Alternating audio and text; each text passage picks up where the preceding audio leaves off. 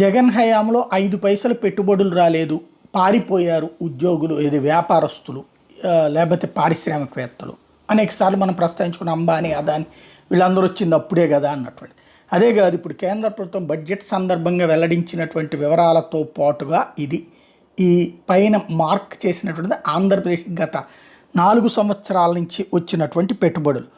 అందులో ఆంధ్రప్రదేశ్కి ఇదేది state wise breakup of total investment in crores based on part B acknowledgements issued from January 2022 to May 2024.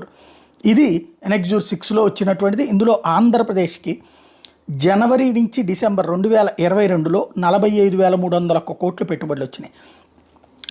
23లో జనవరి నుంచి December దాకా 15,719 కోట్ల పెట్టుబడులు వచ్చినాయి.